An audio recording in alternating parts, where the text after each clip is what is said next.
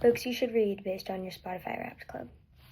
According to Spotify, membership to the Cloud State Society entails that you find peace through music. The new members are gifted houseplants. How did I interpret that? Every day you itch for an existential crisis so big that it reverts you back to some sort of normal state of living. I actually take that back. I'm sorry. That was a big assumption about you. I don't even know you. Chasing Homer by Laszlo Krasznahorkai is hands down the weirdest, most inventive book that I read in 2025. The inside jacket of this book describes it as a escape, nightmare, chase thriller. It really seeks to answer the questions of how do we escape? What does it mean to escape? What does it mean to move on? The most interesting thing that I found about it, though, was that it's mixed media, which I was really excited to see that. At the beginning of each chapter, there's a QR code, and there's a music track that goes along to your reading experience. And there's also art. This book feels less like a book and more like a game, which is to say that I really loved it. You're in the Cloud State Society, you're trying to listen to music to find peace.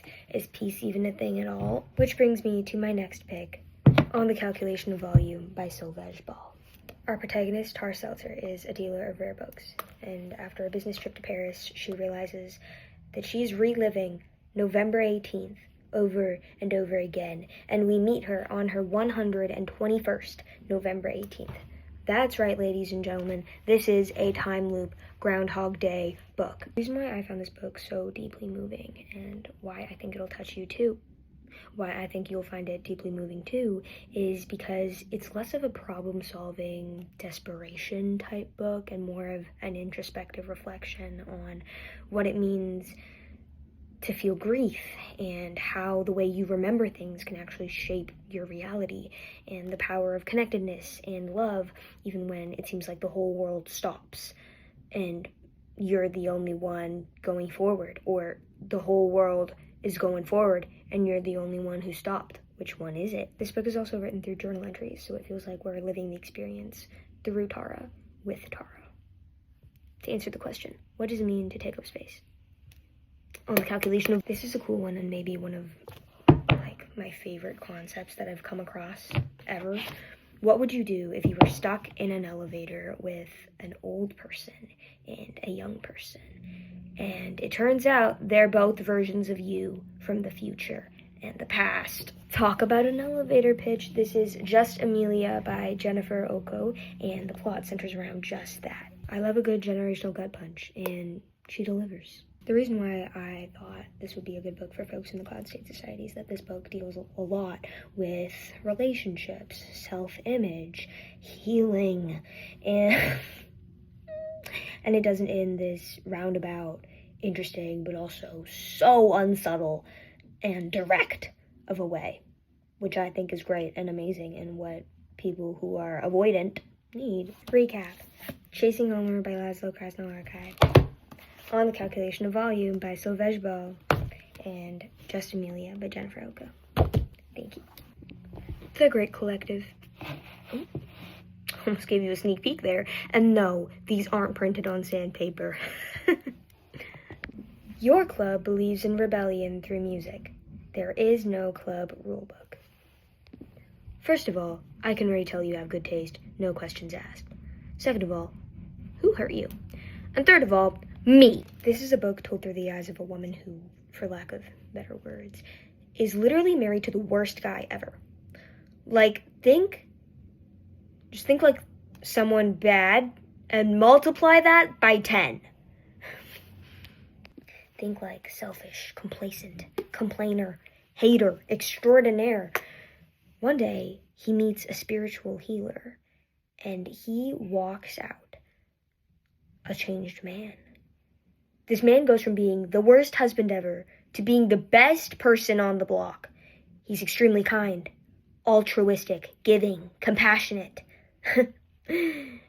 And his wife has to deal with that transformation. His wife, his family, everyone on the block, they have to deal with that transformation. And the way this book plays out and the way it portrays like the honest conversations that can be had around that is wild. It's funny.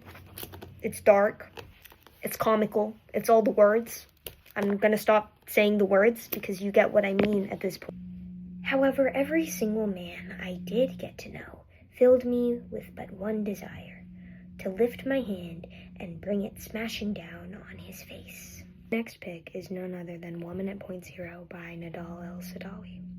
Heavy content warnings for this book. This is about an imprisoned woman who, quote, welcomes her death sentence as a relief from her pain. We follow the story of how she got to where she is. This book doesn't flinch in the message that it delivers, and I think that's very characteristic of the Great Collective, and one of the reasons why I think it's a landmark for not only people in the Great Collective to read, but for everybody to read. Did I? Finishing off the list with The Little Friend by Donna Tartt. Set against the backdrop of Alexandria, Mississippi, we follow the story of Harriet, the 12-year-old child detective who is on a quest for vengeance to unmask the man who ended her brother's life. I don't know why it was so difficult for me to say that sentence. This is a very character-driven thriller, which is why I put it in Great Collective. I thought it was difficult to read, not because of the prose, but because it was actually just emotionally difficult to read. So, do with that what you will. It feels real. It feels like sort of poisonous. It's very dark. It's grim. I don't really know how else to set you into this. I mean, I'm sorry. Be like an egg and get ready to be poached. Can I say that? Is that okay to say? Great Collective. The Little Friend by Donna Tartt. How to Be Good by Nick Hornby. Woman at Point Zero by Nadal El-Saadawi. The number one thing that came to mind as a book theme for Club Serotonin was authenticity and found family, actually. But also a false sense of security and feeling like everybody and everything in your life has always let you down.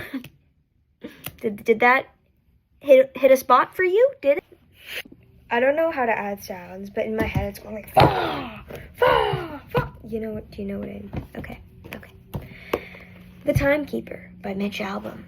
We follow the story of Father Time, Door. We follow the story of a teenage girl who feels like she's been pushed to the edge one too many times and is ready to give up on her life, Sarah. And we follow a wealthy old businessman, Victor, who is very ill and wants to explore, like, freezing his body. I don't think I explained that last part right. Mitch Albom has this way of meeting people where they're at with their story, meeting you where you're at with your story. Hashtag Club Serotonin. And the way that the lives of these people intersect through this book is so profound. And I'm not saying that in just like a cheesy way. It's just it's so magnetic. You won't be able to just like, whoa, you won't be able to stop reading. Hopefully you won't stutter. I don't know why I'm stuttering. Thank you. Fifth Business by Robertson Davies. This book seeks to answer the question, to what extent is a man responsible for the outcome of his actions, and how early in life does the responsibility begin? I could say a lot of things about this book, one of which we follow the life of a school teacher. That's pretty much the only synopsis I can give. This book is weird. This book is really weird. It's well written, and it's weird, and both of those are good things, I fear.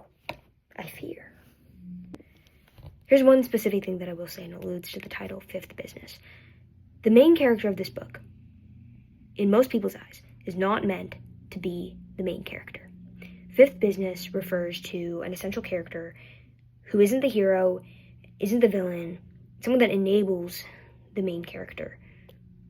It's a minor figure in an opera. Now, if you were moved by the quote, grief is love with nowhere to go, which, like, who wouldn't be? This is that, but every single page will have a sentiment like that will make you go, oh! Ooh! Yeah. Ocean Vuong, the Emperor of Gladness. We open in East Gladness, Connecticut. It's a late summer evening, and 19-year-old Hai, unfortunately, has been pushed to the brink and is prepared to end it all. When suddenly he hears the voice of Grazina.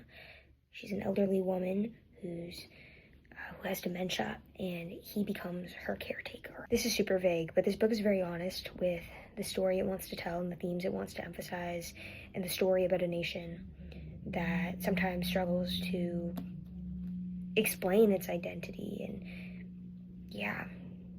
has to deal with the effect of the story that it tells itself to survive. Things like that. What does that mean? Recap The Timekeeper by Mitch Albom. Fifth Business by Robertson Davies. The Emperor of Gladness by Ocean Vuong.